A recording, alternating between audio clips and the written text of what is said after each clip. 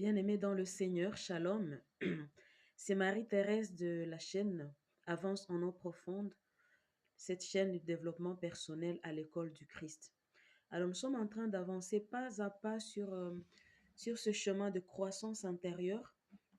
Et notre troisième allié pour que nous puissions avancer sur le chemin de la vie, ce sont nos proches, les autres. Nous avons tous besoin des autres. Personne ne peut dire que moi, je construis ma vie tout seul. C'est pas possible. Sinon, on n'irait pas chez le médecin, sinon, on n'irait pas au marché acheter à manger, parce qu'il faut le médecin pour nous soigner, il faut le cultivateur pour cultiver. En fait, on a besoin des autres. Et la question qui se pose, c'est de savoir comment avoir une relation ajustée par rapport aux autres. Comment avoir ce juste milieu dans nos relations les uns avec les autres. Moi, ce que j'ai trouvé vraiment de très important, c'est d'avoir la bienveillance. La bienveillance, c'est cette disposition intérieure qui vous habite et qui vous pousse à vouloir le bien pour les autres et pour vous-même. Vous voyez? Parce que dans Matthieu chapitre 7, au verset 12, il nous est dit ceci: ce que tu veux que l'on fasse pour toi, fais-le aux autres. À chaque fois que nous voulons poser un acte et que nous nous demandons, est-ce que moi j'aimerais qu'on me fasse la même chose?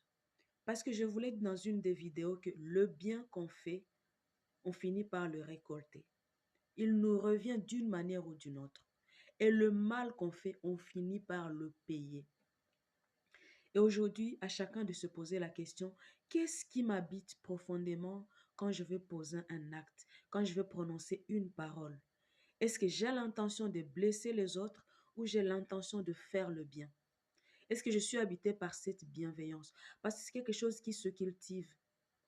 C'est quelque chose qui se cultive. Mais moi, je crois profondément que le fait que nous soyons créés à l'image et à la ressemblance de Dieu, parce que Dieu est bon, il nous a créés parce qu'il nous aimait, et il a déposé en nous cette qualité, mais que nous sommes invités à développer pour que nous puissions vivre en harmonie avec les autres.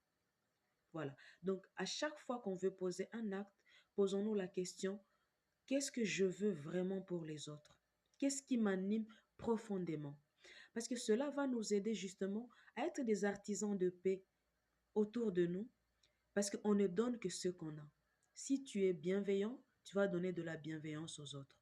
Si tu n'es pas bienveillant, en fait, tu vas donner ce que tu as, et c'est comme ça qu'on a la catastrophe partout dans le monde, la guerre. C'est vrai que mon pays d'origine, il y a beaucoup de guerres. Du coup, moi, je me dis, en fait, ceux qui créent la guerre, c'est parce que vraiment, il n'y a pas de bienveillance en eux.